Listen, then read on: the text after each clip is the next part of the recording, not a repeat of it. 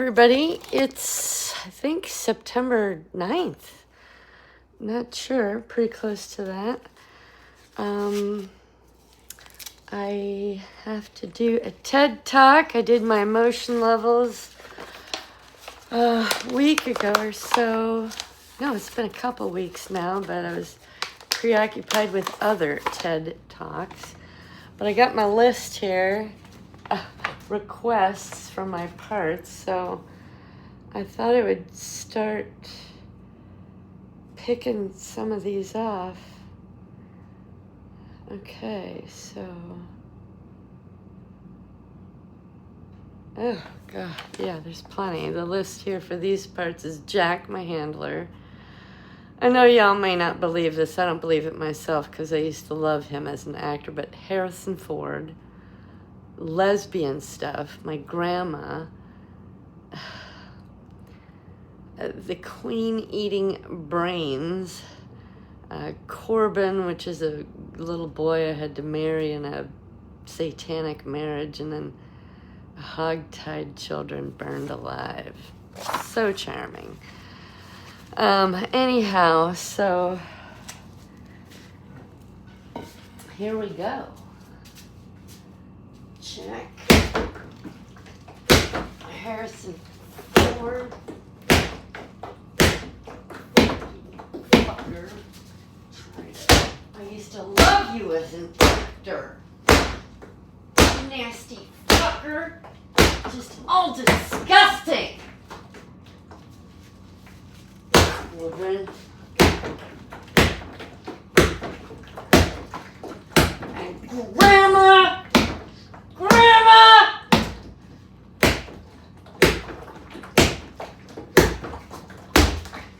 Burning children alive, torturing mom. How dare you!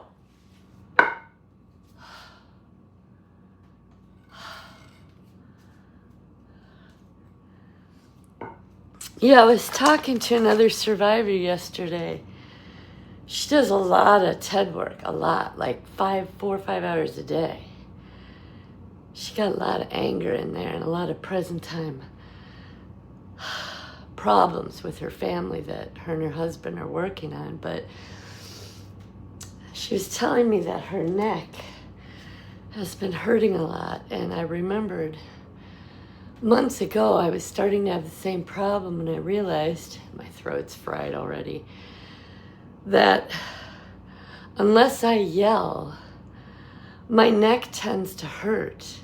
I was talking to John about this, and I think it's withholding the verbalization of the rage. That tends to get blocked up in the throat and the neck. And by verbalizing, yelling, it relieves that pressure, it relieves the pain. At least it does for me. Now, my friend, she's got kids that are in grade school, and her mother-in-law lives with her. So she tends to not verbalize. I think she doesn't want to freak anybody out. And she's also worried about her neighbors. So this is what I did. Let me get this. I may not have showed y'all, but I made this sign. Venting therapy in progress, all is well. So that, verbalize. Do it at a time where it's not, going to wake people up or in the middle of the night. But I hang this out the door. I haven't today, and I don't a whole lot because my neighbors are used to it by now. But I did have a neighbor once say to me, he says, well, you ought to put something on your door in case you get a UPS driver or someone who doesn't live in the neighborhood comes by and hears that. They call the cops and you get swatted. So make yourself a sign of some sort. I just printed this out at home. It's both sides. I thought if the wind carries it away or flips it around, so that, someone who doesn't live in the neighborhood or your neighbors are not used to this, they might come to your door to check on you, which I did have once. One of my neighbors came over to make sure I was okay, and I explained what I was doing. And so she hasn't, come back again. It's difficult at first because you don't want to intrude on people's space verbally. But if they understand what you're doing, and you don't have to give them details. You just say, look, I've had some, issues in my past. I'm in a healing process, seeing a therapist, and this is something I need to do, is vent out my frustrations.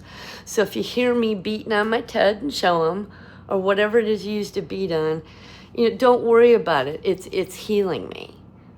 And they go, oh, okay, because most people don't want the details. You know what I mean?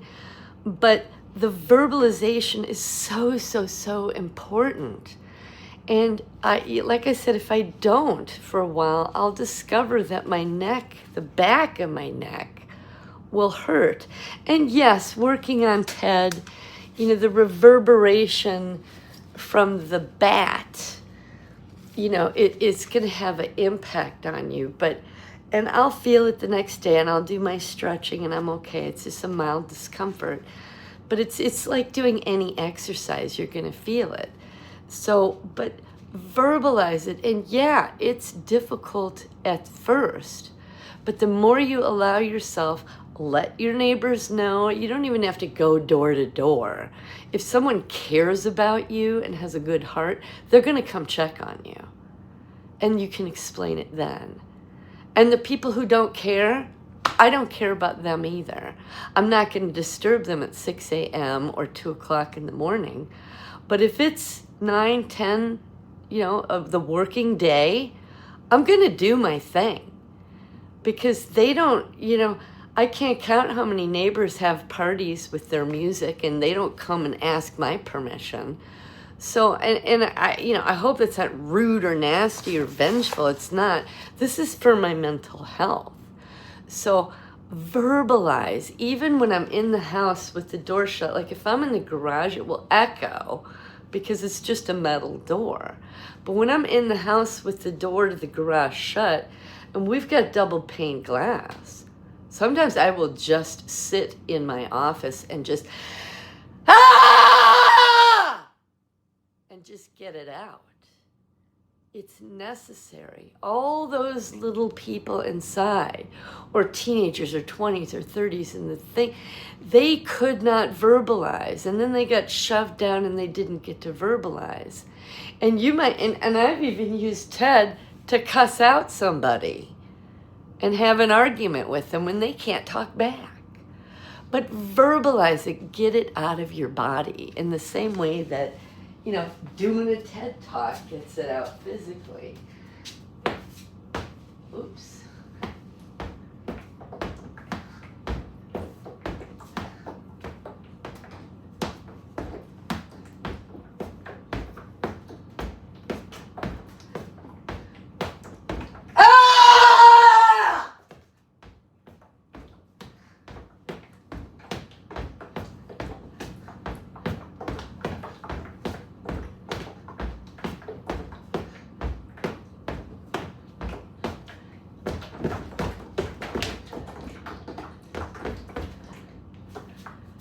So, and I've adjusted my TED Talk so that it's 6 feet high because I'm so used to working on it as a 5-foot man or 5-foot torso.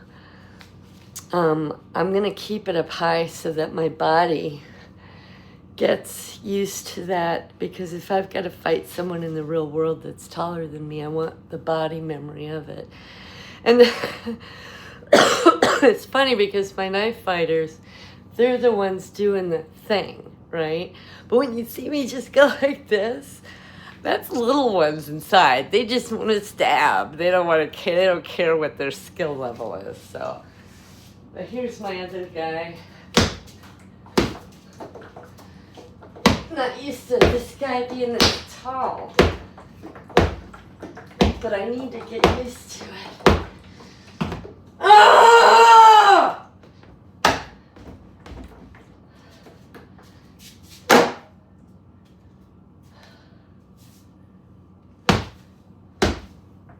Chop your legs off. Your legs. and your arms and your throat and your head, you nasty people.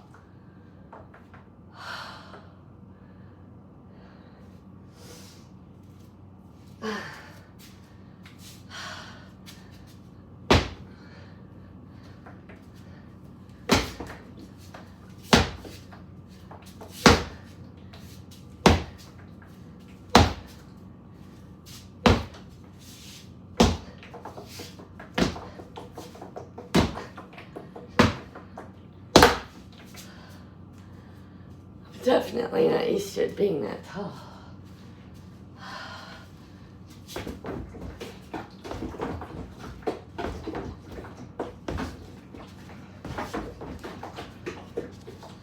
Cut you open, nasty fuckers.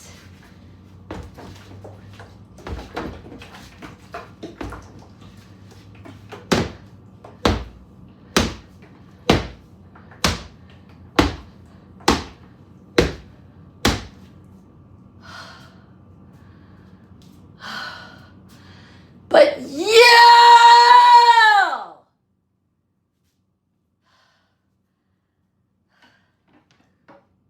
The first hurdle I had to get over was me being or feeling embarrassed, me allowing myself the release and pushing past those parts that didn't want to go there. The next hurdle was intruding on my neighbor's space. Well, that got handled by making a sign and talking to the one neighbor that came to check on me. No one else did. And, what does it last? 5 or 10 minutes? And you're not shouting nonstop the whole time. I've learned that if I do 4 or more of those guttural yells, I'll blow my vocal cords out. So I have to restrain myself to 2 or 3, maybe 4 shouts in one day. So it's so important. It's the verbalization that your parts never got to have.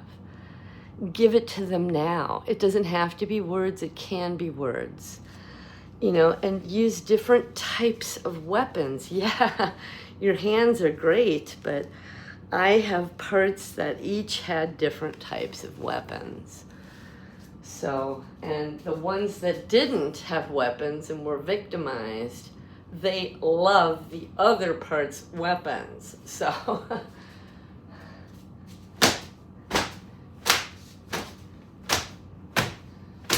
cut you to shreds, Satan.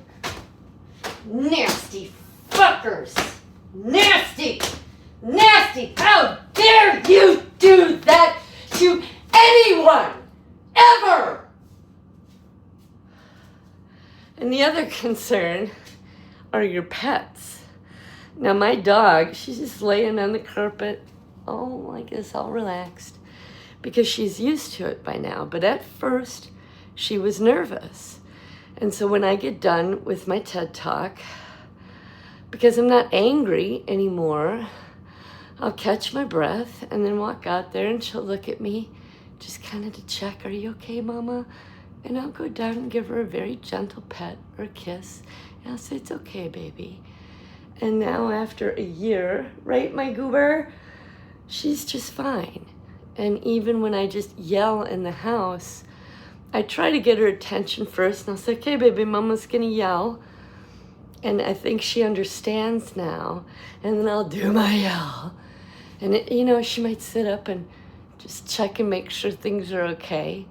And I'll give her a gentle pet and let her know everything's okay. So pets, neighbors, but the first hurdle is getting over your part's desire to not verbalize. Start off easy. Just start off, how dare you? How dare you?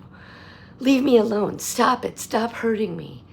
And in time, let that rage come out. Just this guttural yell. And it's going to release. Because if you can beat on Ted and all that, that's great. But there's a verbalization that needs to happen. It's like, I don't know if this is the right wording or not, but it's just allowing them their rage, uncontrolled, unrestrained fury, letting God and the perpetrator know how mad you are at the injustice done, and just own, live, express your righteous indignation. God is just as mad at these people as we are. Let it come through. No one's going to judge you. You know, you might have a part in there that does, or a neighbor that gets triggered or freaked out, and just let them know what's happening. You don't have to go knock on their door as a preemptive measure, but if they come to check on you, just let them know, hey, yeah, everything's fine. I just got some frustrations I need to work out. You don't even have to tell them you're in therapy. Just say, I'm venting. I've had a really stressed out week, really stressed out year, whatever you want to tell them. And I'm venting. And I find that I feel a lot better afterwards. Thank you for checking on me. I appreciate it. And you'll know in your neighborhood who has a good heart. You will. So, anyhow, I think, I want to do a little of this. Do a little of this. Oh, jeez. Like I said, I'm not used to this guy being so tall.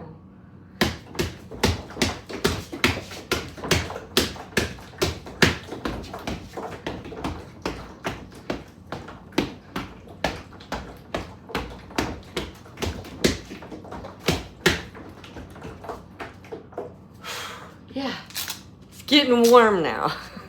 I'm getting warm. Wasn't too bad this morning. It was in the 70s, but I think it's approaching the 90s now. So I think I'll let y'all go. It's so important. Express your rage, vent it out. God bless you all. Thank you for coming on my journey with me. I love you. I ask God to be with you, give you the courage to break past those barriers and heal yourself.